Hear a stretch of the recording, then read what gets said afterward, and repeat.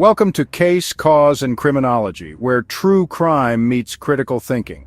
In today's episode, we dive into the chilling story of Aileen Wournos, often labeled America's first female serial killer.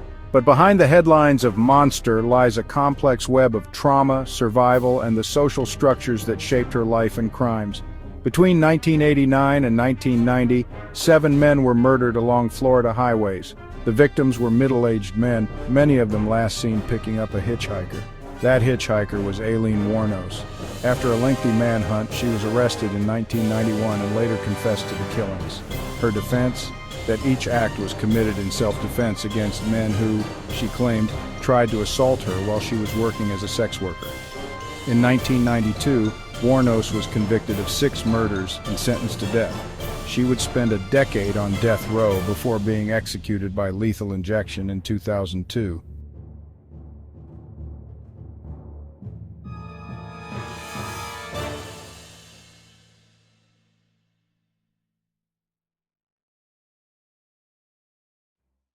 To understand Wournos, we have to look beyond the courtroom and into her life.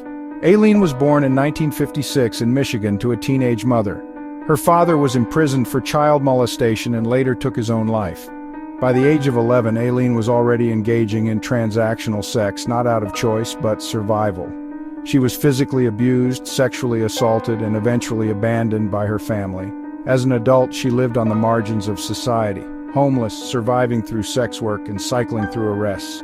Her relationship with men was marked by violence and mistrust. To Aileen, every encounter carried the shadow of past abuse. When she killed, she often claimed it was to protect herself from assault. So, was she a predator or a survivor who crossed the line? The truth, as always, lies in the messy middle.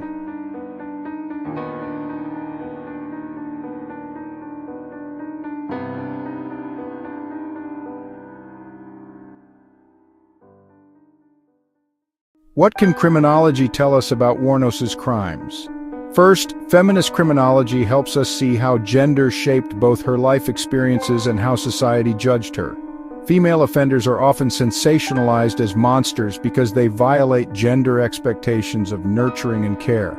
Second, strain theory suggests that Wournos's lack of legitimate opportunities, poverty, abuse, homelessness, pushed her toward crime as a means of survival. Third, the cycle of violence theory shows how early victimization increases the risk of later violent behavior.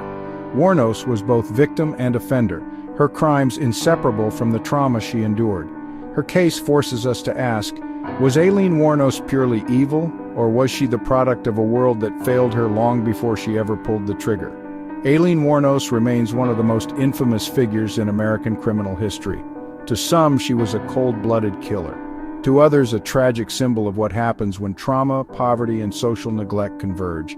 This has been Case, Cause, and Criminology. Don't forget to like, share, and subscribe if you want more true crime examined through the lens of psychology, sociology, and criminology.